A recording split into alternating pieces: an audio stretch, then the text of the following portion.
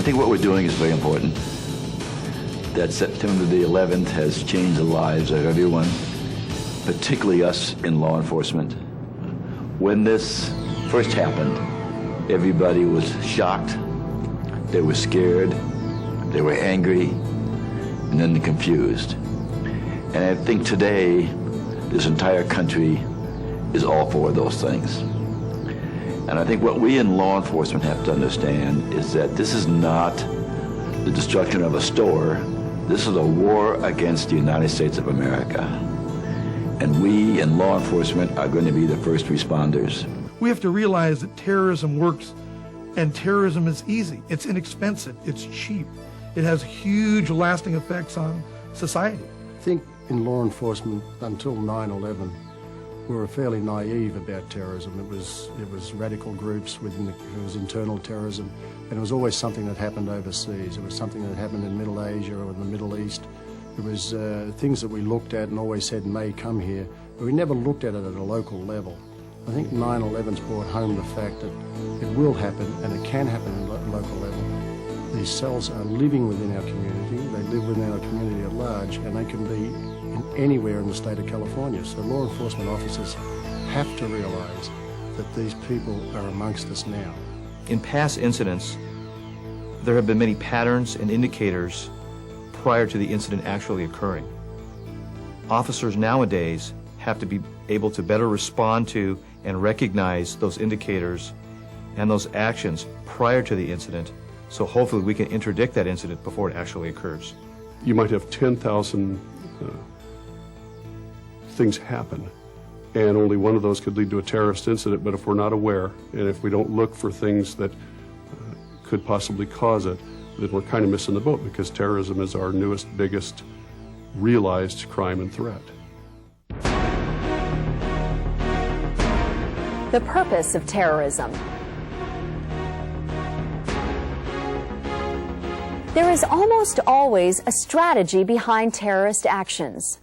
Whether it takes the form of bombings, shootings, hijackings, or assassinations, terrorism is neither random, spontaneous, nor blind. It is a deliberate use of violence against civilians for political or religious ends. Even though most people can recognize terrorism when they see it, experts have had difficulty coming up with an ironclad definition.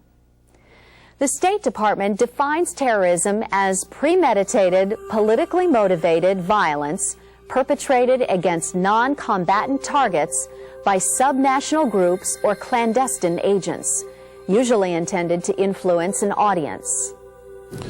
There are plenty of specific definitions, stock definitions from the FBI and other agencies. I prefer a simple one. Terrorism is the use of violence, the threat of violence, to induce fear, and that fear is meant to coerce a change in policies, in government, for political, social, or religious reasons.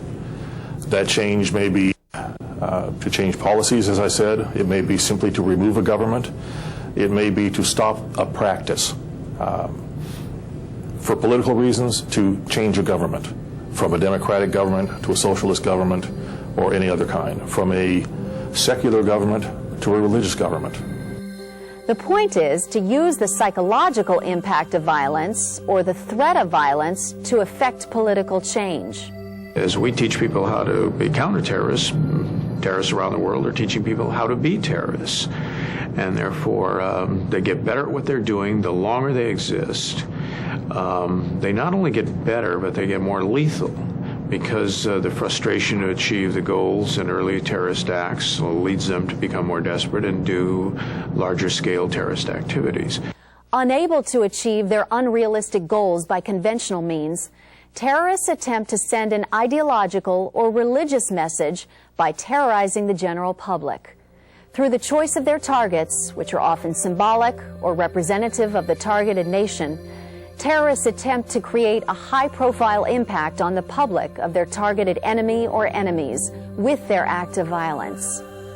In doing so, they hope to demonstrate various points, such as that the targeted government cannot protect its own citizens, or that by assassinating a specific victim, they can teach the general public a lesson about espousing viewpoints or policies other than their own. Terrorism exists and has existed through the ages as a tool for people who have no other way to make themselves heard. They perhaps don't believe in the government, or they have no other voice. A ballot box doesn't work for them. They don't have the strength to fight through force of arms against a larger dominant government, or a dominant race perhaps, if it's an ethnic conflict. So they choose terrorism as a way to make themselves heard, to make their cause heard.